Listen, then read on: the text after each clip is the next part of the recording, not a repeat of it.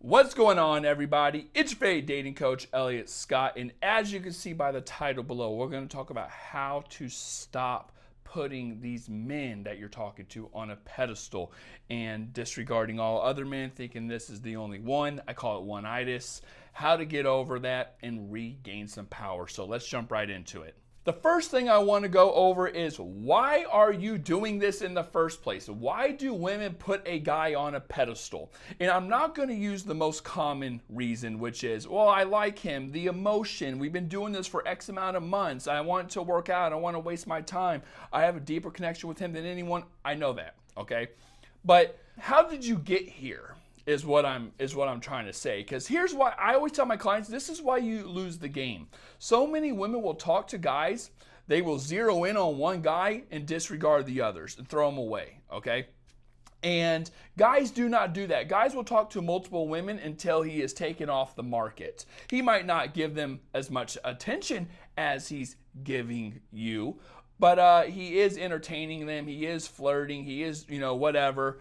And if he decides to commit to you, then he will take himself off the market and stop talking to them. However, with women, that is not the case. You kind of jump the gun. But I always tell my clients there's 4 reasons why, and it's usually just some type of like filling the gap or filling the void type of reason on why you're putting a guy on a pedestal. So the first reason is a lack of security. You're insecure, you have some self-esteem. You don't want to let him go. You want the validation from it because you like him, so on and so forth. Number 2 is you have a lack of quality options. Goes back to kind of what I was just explaining. Trust me, ladies, if you're out there talking to multiple guys and they're all high quality dudes, that's the problem. Women will come, all my clients will come to me and say, well, I've dated other guys, I just like this one more. Okay, cool, then stop dating those guys and keep looking until you find other quality men. Do not take yourself off the market for somebody who is not your boyfriend, for somebody who is unsure about you or unsure what they want. Okay? It doesn't make sense to do that. But women do that all the time. Okay, the next reason is you fear being alone, or like again, you're trying to fill some type of void. And lastly, if you let go of this, you don't know when another decent guy is going to come around. You have no idea. So you're going to try really, really hard on making this work, which is completely fine. I'm not saying to not do that. I just want 2 little caveats, two little things in place if you're going to do that. Number 1 is he has to meet you halfway. You could do your part. You could do your 50%. You're not doing 75, 80, 90% though. If he is not on the same page as you saying, I want a relationship, not let's see where it goes, but I want a relationship.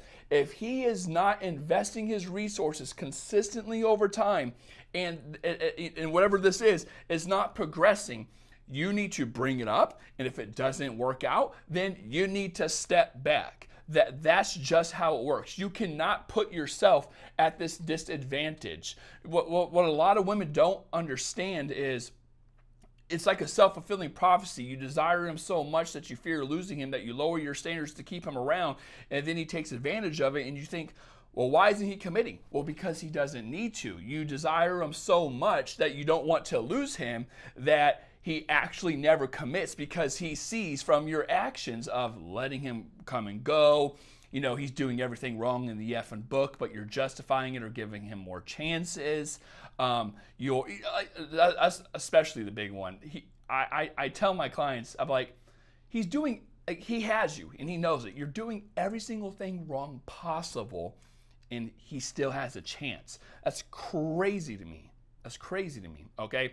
And of course, the other reason, again, if you want to make this work and try it out with him, like I said, you could do your 50%, but the second thing is I still want you, no matter what, to be talking to other men.